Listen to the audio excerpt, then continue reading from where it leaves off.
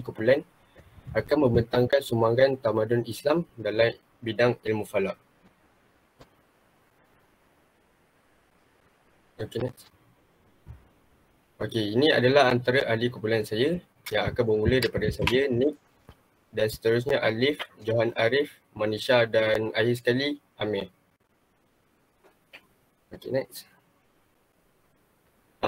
Tajuk yang saya hendak kupas adalah tokoh yang telah memberi sumbangan dalam ketamadunan Islam dalam segi bidang ilmu falak iaitu astronomi. Okey, yang pertama ialah Al-Sufi yang nama sebenar dia adalah Abdul Ar-Rahman bin Umar Al-Sufi Abu Husin. Beliau ialah tokoh bintang pertama yang membahas mengenai nebula yang terdapat pada galaksi Andromeda. Antara kitab yang popular yang beliau karang adalah kitab Al-Suwa' Al-Kawakib. Kalau semua nak tahu, galaksi Andromeda ini ialah galaksi yang terdekat dengan galaksi kita. Galaksi kita ialah galaksi Bima Sakti. Ia boleh dilihat pada waktu malam sekiranya tiada bulan dan merupakan objek yang terjauh boleh nampak dengan mata kasar dan boleh dilihat dalam kawasan bandar menggunakan teropong. Andromeda ialah galaksi terbesar di dalam kumpulan tempatan yang terdiri pada galaksi Andromeda, Bima Sakti, Triangulum dan 30 galaksi kecil lain. Jarak dia dalam 2.5 juta tahun cahaya daripada kita, galaksi Bima Sakti. Selain itu, kalau semua nak tahu, nebula ini adalah merupakan terdiri daripada antara debu, campuran debu, gas dan plasma. Itu adalah nebula lah. Tokoh seterusnya iaitu Ibnu Al-Shatir ataupun nama sebenar dia adalah Abu Al-Hasan Ala Al-Din. Beliau mencipta jam astronomi yang merujuk kepada matahari. Selain itu, beliau juga adalah ahli matematik dan ahli kejuruteraan. Kitab yang paling popular yang beliau karang adalah Nihayat Al-Usul fi Tashih Al-Usul. Selain itu, beliau juga adalah seorang muwakid. Muwakid ni kalau dalam bahasa English orang panggil religious timekeeper. Tapi dalam bahasa Melayu orang panggil dia penjaga waktu solat lah. Beliau ni penjaga waktu solat dulu dekat Masjid Umayyad masa zaman beliau. So tokoh seterusnya iaitu Ibnu Haytham ataupun nama sebenar dia adalah Abu Ali Al-Hasan Ibnu Al-Haytham. Beliau mencipta teori pembiasan cahaya dan menjadi punca wujud alat optik seperti teleskop lah. Beliau juga merupakan ahli sains dan matematik dan kitab yang dikarang beliau salah satunya adalah kitab Al-Manzil iaitu dalam bahasa Melayu dia kitab optik. Kitab ini menjadi pengaruh penting terhadap perkembangan optik kerana ia menetapkan dasar optik fizikal moden dengan mengubah secara drastik mengenai pemahaman tentang persepsi penglihatan. Kitab ini juga secara amnya mempengaruhi sains dengan memperkenalkan kaedah saintifik bereksperimen. Ibnu Al-Haytham ini juga digelar sebagai bapa optik moden dan pengasas fizik bereksperimen. Tokoh yang seterusnya adalah Al-Battani ataupun nama sebenar beliau adalah Abu Abdullah Muhammad Ibn Jabir. Beliau ni adalah pakar dalam ilmu trigonometri sfera. Beliau ni lahir di Haran iaitu kalau ikutkan sekarang ni Turki lah. Beliau ni merupakan salah seorang pakar sains dari Syria yang hidup antara tahun 858 sehingga 929.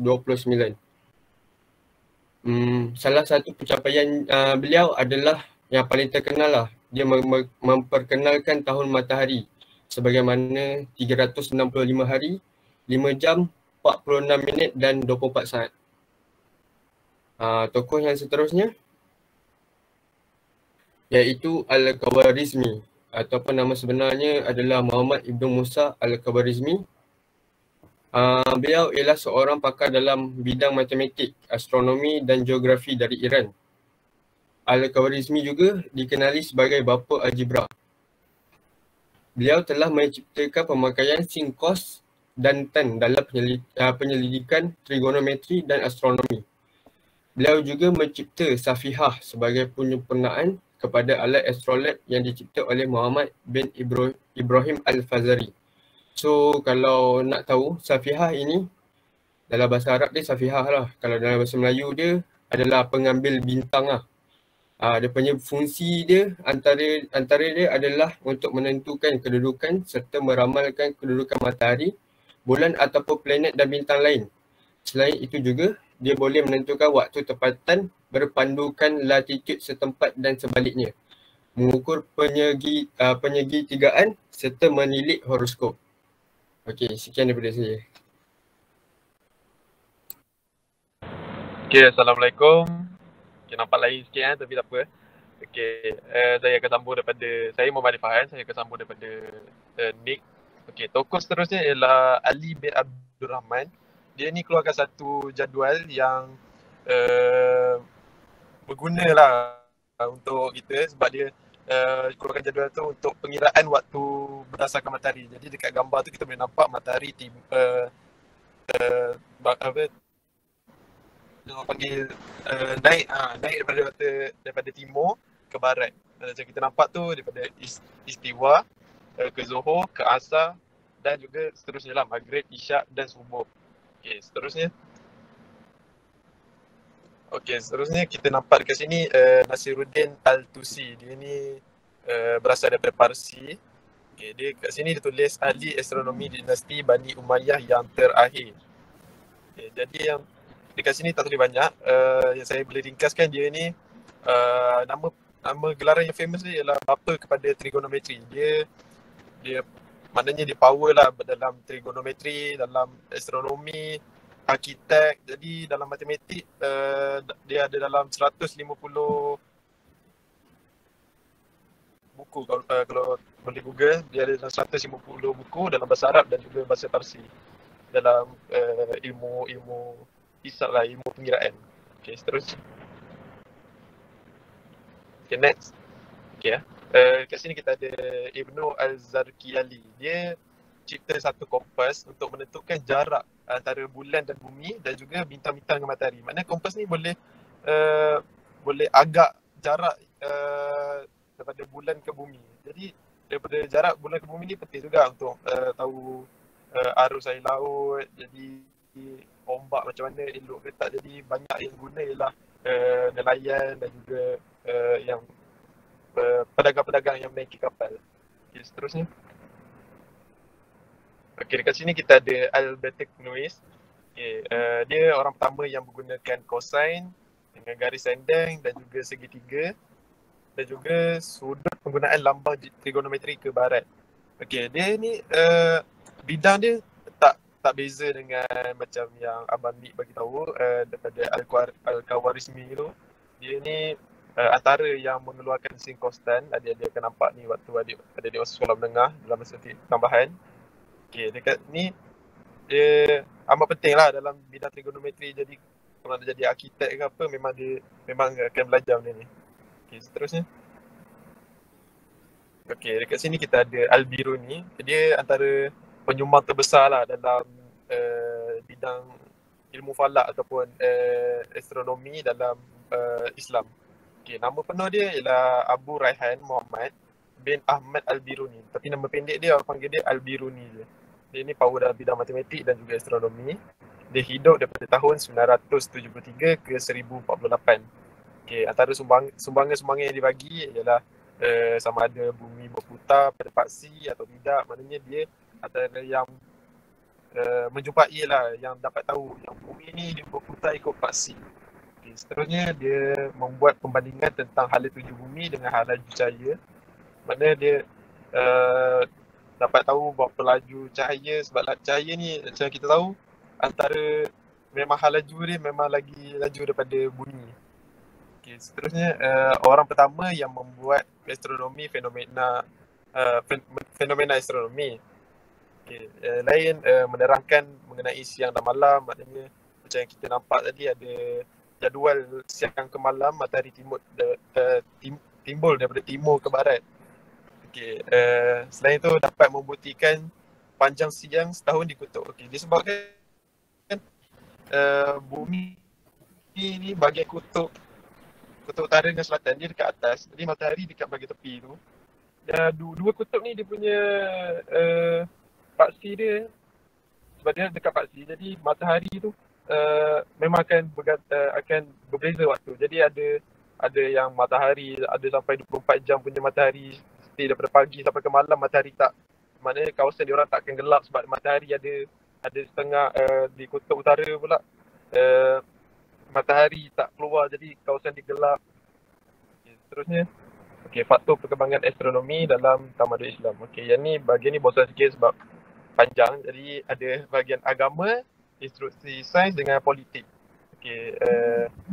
Dalam bahagian agama ada sudut perkaedahan, kaedah kiraan yang bersifat ringkas yang dibangunkan dan pelbagai fenomena langit dikaitkan dengan kepercayaan tertentu.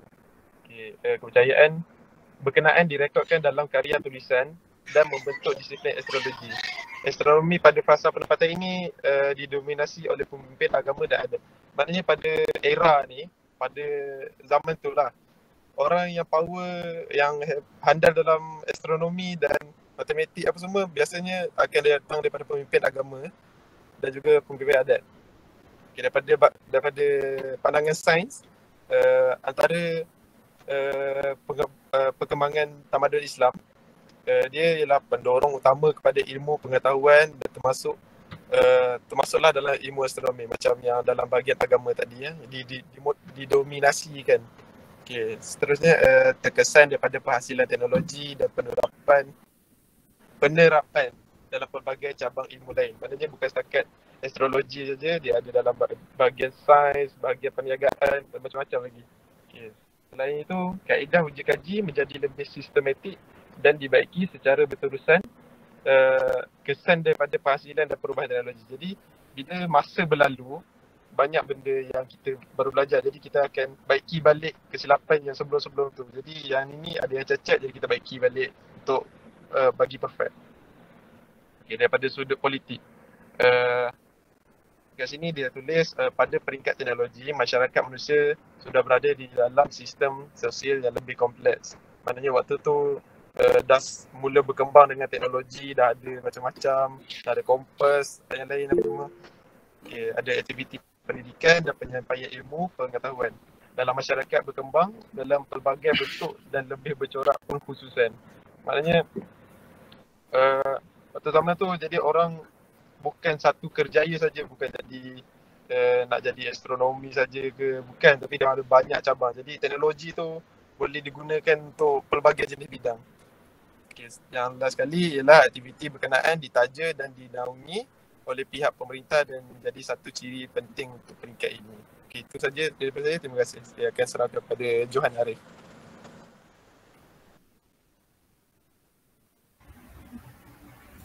Hai semua, saya Manisha Lini. Saya akan membentangkan faktor-faktor astronomi berkembang dalam dunia Islam. Mari kami ceritakan. Next slide.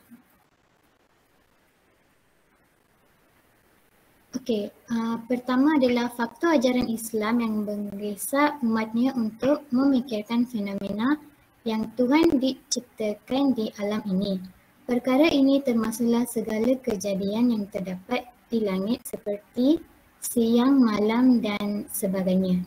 Selain itu, faktor ajaran ajaran Islam yang berkait rapat dengan astronomi, umpamanya ibadat-ibadat seperti solat, permulaan ibadat puasa, sambutan hari raya yang berkait dengan gerakan dan fasa-fasa yang berlaku pada bulan.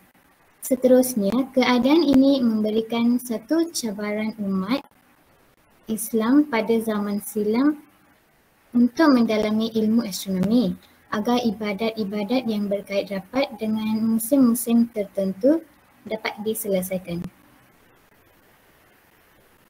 Okey, seterusnya, bantuan yang mencukupi dari kerajaan dalam membiayai segala aktiviti pengkajian yang berkaitan dengan astronomi. Penguasaan umat Islam terdapat bidang-bidang sains seperti matematik dan fizik. Akhirnya, bidang astronomi memerlukan sokongan daripada ilmu-ilmu sains yang lain seperti matematik dalam melakukan pengiraan yang berkait dengan saiz bumi. Sebagai contoh, pada zaman dahulu, umat Islam memang telah menguasai pelbagai bidang sains yang dapat membantu mereka dalam usaha penyelidikan terhadap ilmu astronomi. Saya akan serahkan kepada kawan saya.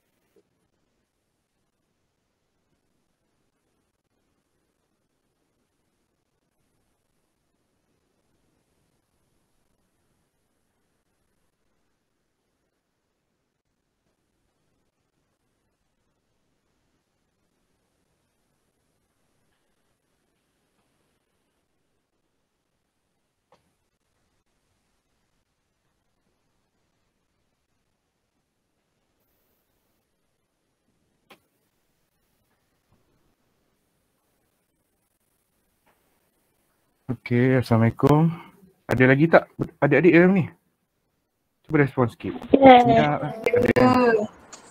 Ada. Okey. Okey, seterusnya. Okey. Okey, seterusnya saya akan menerangkan surah yang berkaitan dengan angkasa, iaitu astronomi. Okey.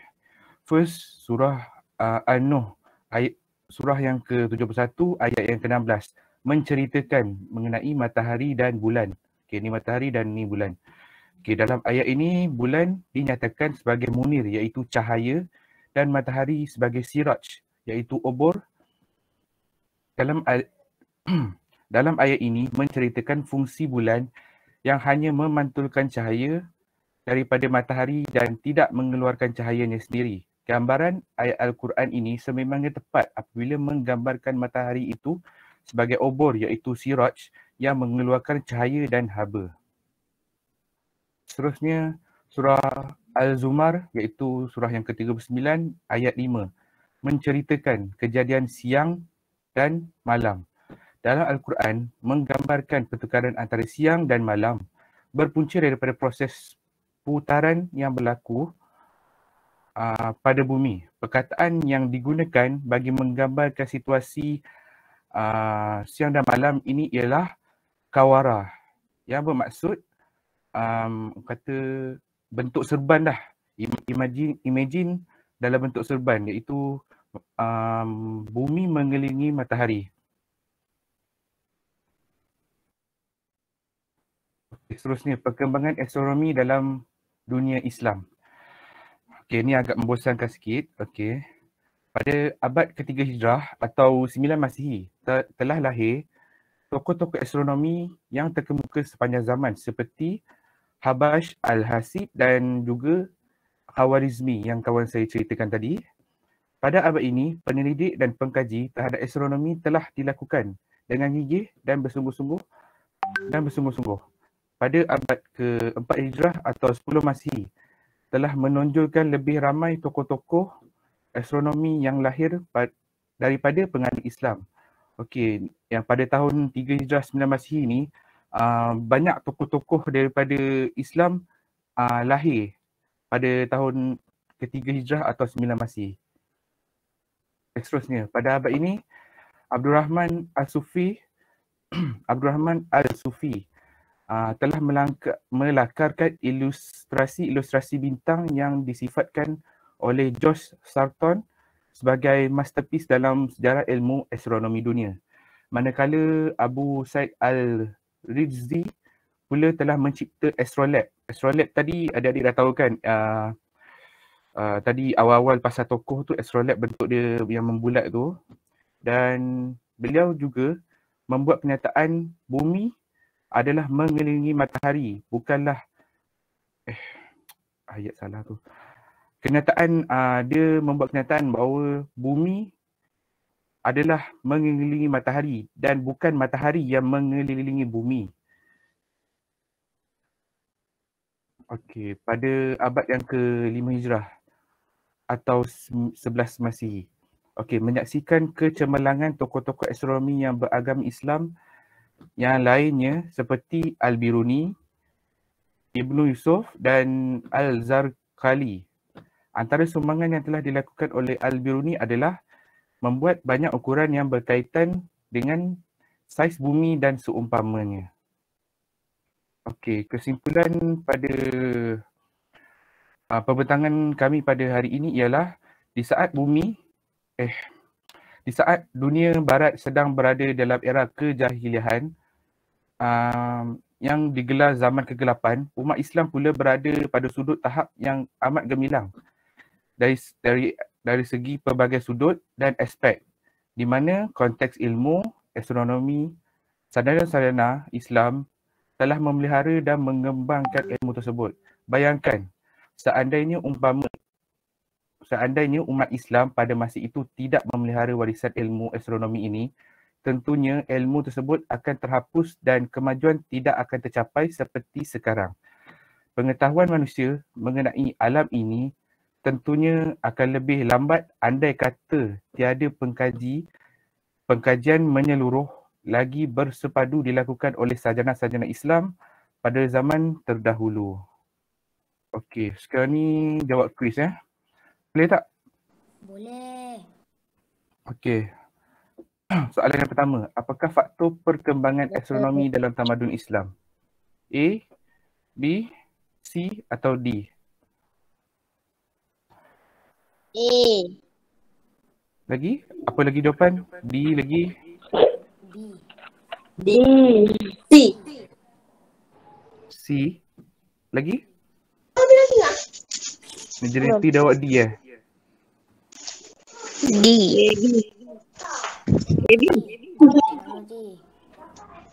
Okey. Jawapan dia? D. Nak tahu jawapan? Nak. Okey, jawapan dia ialah A, iaitu yang tadi pasal faktor pengembangan antaranya ialah Curie Science. Betul. Okey. Siapa yang jawab betul tu, bagus. Okey, itu soalan yang kedua. Apakah kepakaran Al-Biruni?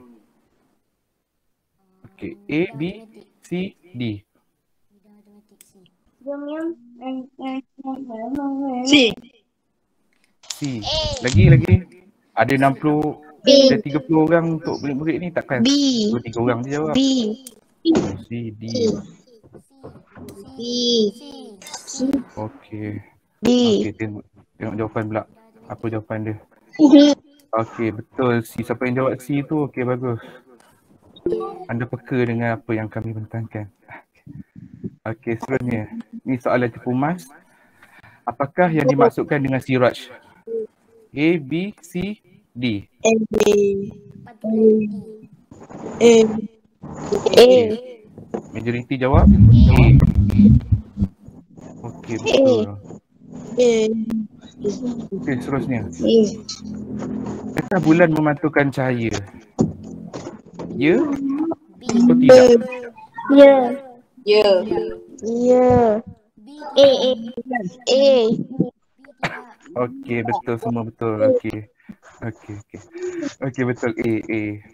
Bulan dia hanya boleh pantulkan cahaya. Dia tak boleh nak keluarkan cahaya sebab dia hanyalah satu batu yang hanya mengelilingi bumi. Okey, seterusnya. Adakah matahari mengeluarkan cahaya? Ya atau tidak? Okey. Jawapan dia? Oh, jadi jawab A. Okey, bagus. Okey, betul. Jawapan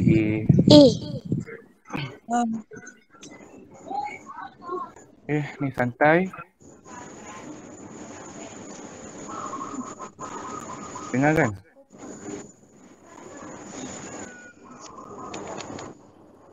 Dengar tak? Tak berapa dengar. Sangat. Memang tak ada. Tak payah.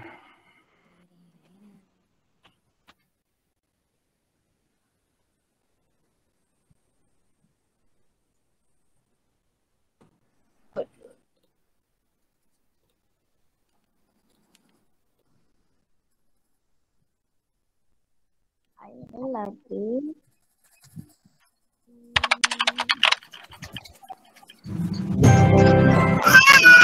Nama saya Ipin dan ini adik saya Ipin. Betul. Ini kisah kami berdua. Upin Ipin angkasa.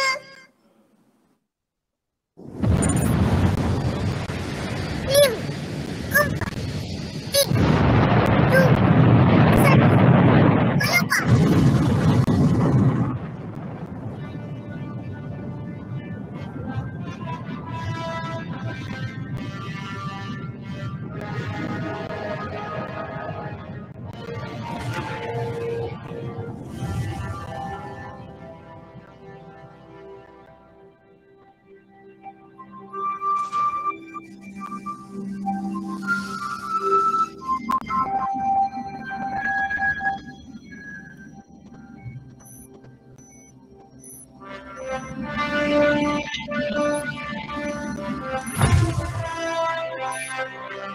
Lupa.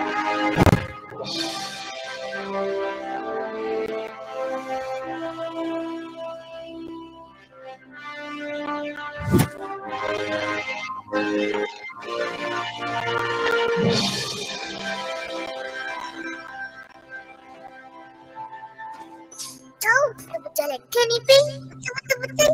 Sampai ke bulan. Tengok, itulah bumi kita. Wah, rasa-rasanya boleh nampak ubat yang menangkap tak?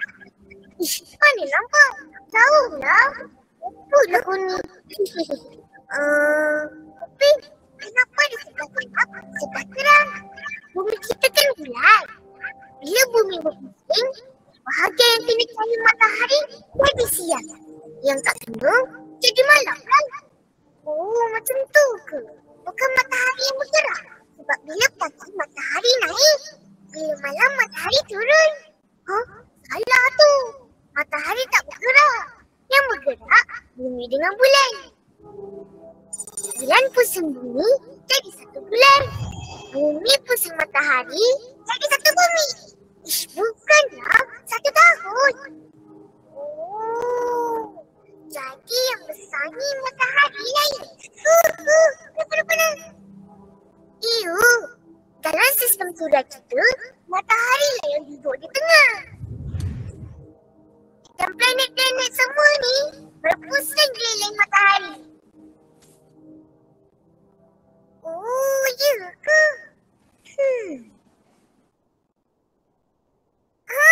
Semuanya ada 8 planet ni. Besar nanti, Ipin nak duduk planet lain lah.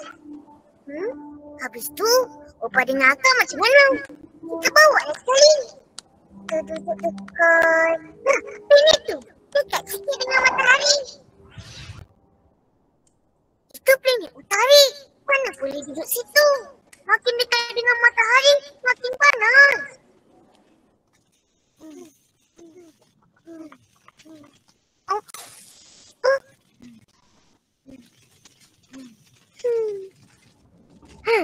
Kalau nak tahu, planet utari ni yang paling kecil dalam sistem surat kita. Iya, malah yang paling besar. Nak tengok. Nak. Jom, tengok aku.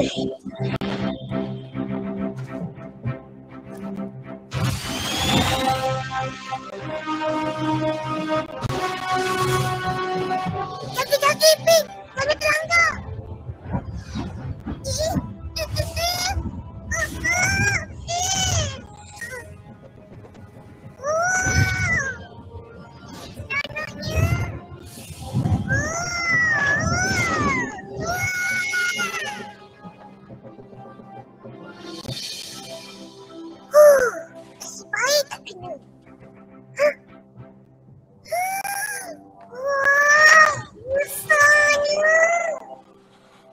Planet misteri. Planet apa ni?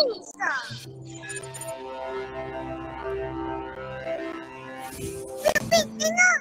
Planet tu ada gelap. Inilah planet yang paling cantik. Planet Tuhan. Oh.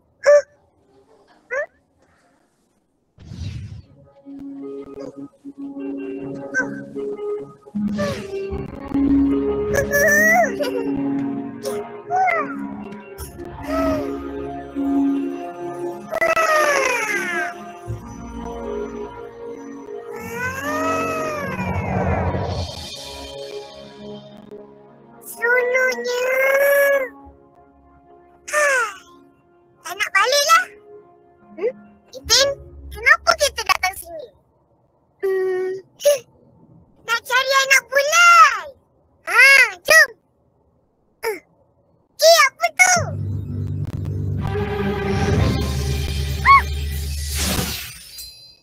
Kejar dia, kejar.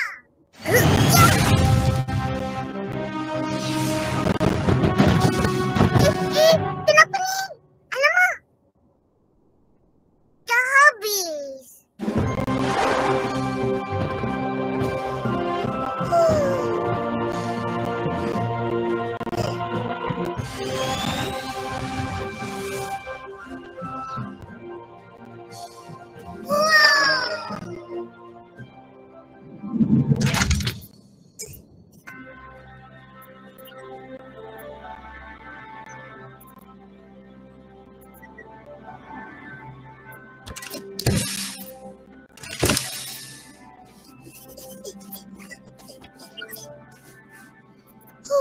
Kenapalah berat sangat baju ni?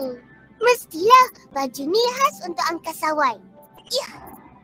Ada oksigen untuk bernafas, ada tiup air untuk sejukkan badan. Baju ni untuk lindungi angkasawan dari sebarang bahaya di angkasa. Beratnya 50 kilogram. Kalau dalam air mesti kita dah tenggelam. Tapi hairan, di sini kita terapung.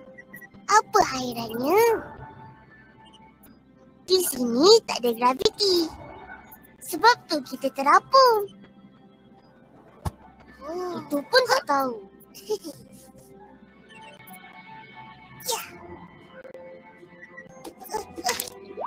Tanpa graviti, semua benda akan terapung.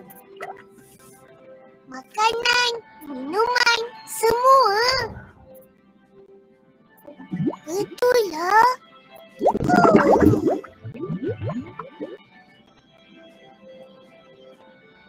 Bila nak tidur pula, kena tidur dalam beg khas. Berzip. Lepas tu, pakai tali pinggang. Kalau tak pakai, terapung-rapunglah nanti. Sampai terhantuk ke dinding. Sakit. Aduh.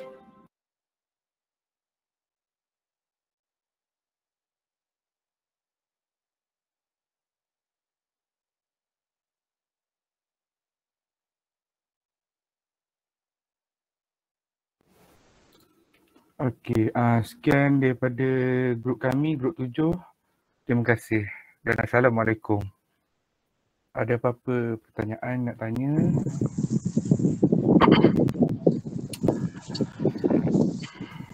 Grup yang terakhir.